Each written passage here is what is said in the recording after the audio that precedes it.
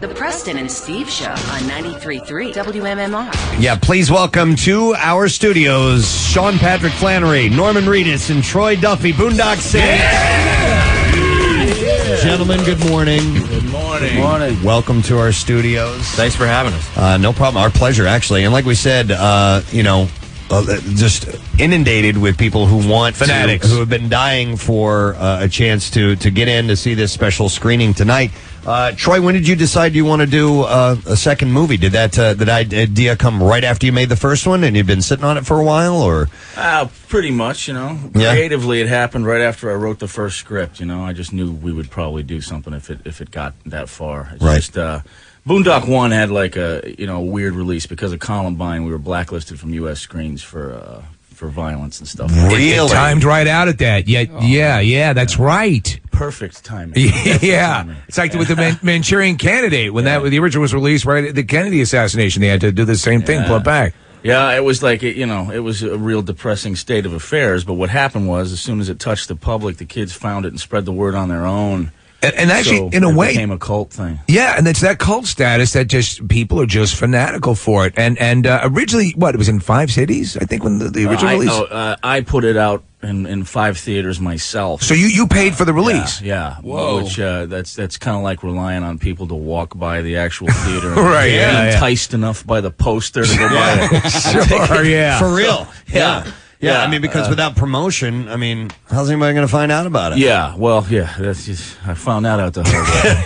Now, is it true that, like, with the release on DVD, you really haven't really made a dime off of the movie, since then, or? Yeah, that's pretty much correct. We a couple years after, we could see that the film was just, it had become a financial juggernaut. Yeah. And neither myself nor my producers nor any of the actors who had back end, and nobody that made it had ever received a cent. So we sued the best. You did, and were you successful? I am allowed to say the following: everybody that we sued settled out of court for undisclosed amounts. Okay. Well, that's good. At least because the movie has this life, and Preston's not kidding. The fanaticism level is there.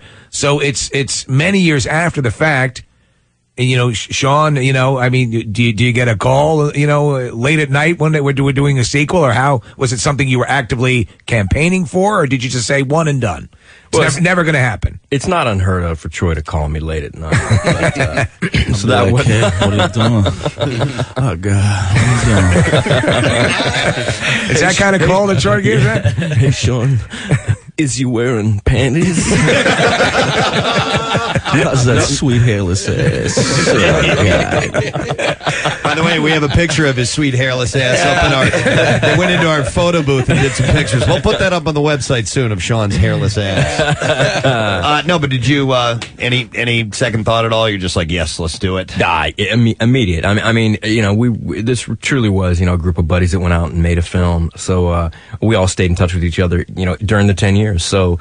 The whole negotiation process to make Boondock 2 was Troy calling, going, "Hey, dude, we're on. Cool.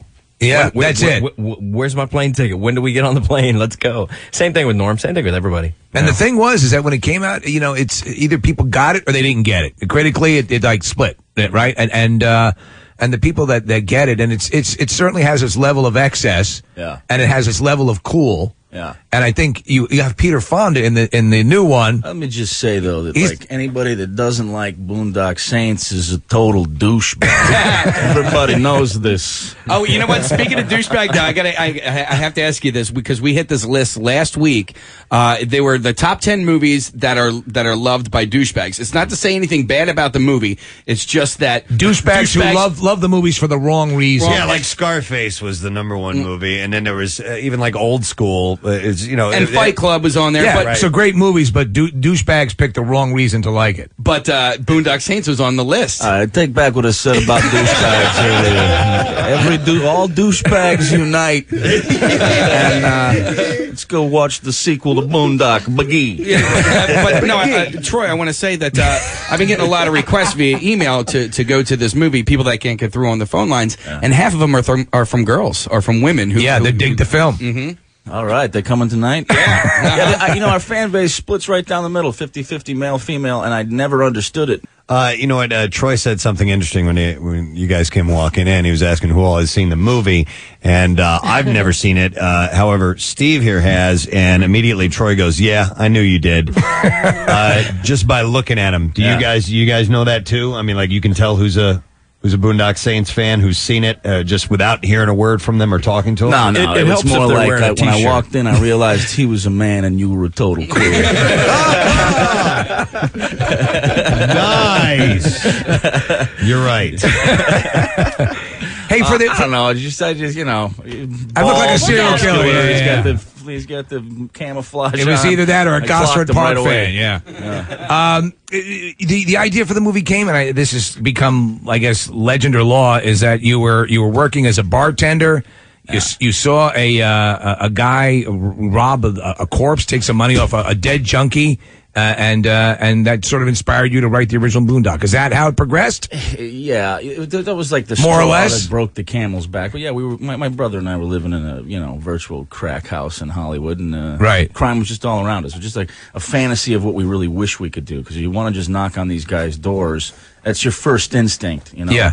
and just blow their heads off because of the disgusting stuff you see them doing all the time. Right.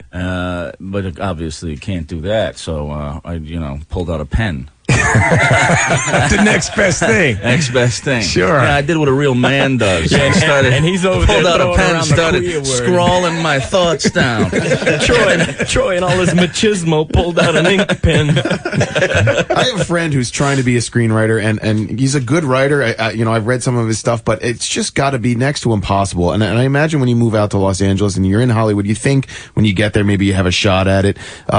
Do you have any advice to people who might be trying to do that as a way to make a living? Yeah, have talent, Yeah. I mean, a lot of people will, if your mother and your friends think that all your stuff's great, that doesn't mean anything. Right. I mean, you want a complete stranger to come up and go, "That was great." How many? Or I read that and it was awesome. And then maybe you got a shot, But how many great scripts just go and sit in a pile somewhere and never get off the ground, never get green-lighted? Sure, but then some great scripts might sit in a pile for a while, but a lot of them get made eventually. I mean, it's a long, hard business. You got to have a thick skin, And your friend, I don't know him. By the law of averages, he probably sucks. You know what I mean? Yeah. It's It's the a pretty way it is. safe bet, yeah. I've had a bunch of friends give me scripts. Not one of them was any good. Right. This has happened hundreds of times. You wish that your boy, but by the law of averages, it usually doesn't happen. Finding somebody that can actually do this right is kind of a rarity in the business. That's why we see so many crappy movies, right? Right. It's Yeah, like it's- vampires are hot now. Let's make a vampire movie. We just made Boondock because we all wanted to do it, and it was cool for us, And that's kind of, to me, that's the way I prefer to do things, If you don't think you're cool, nobody else is. Sean Patrick Flanery, Norman Reedus, and Troy Duffy.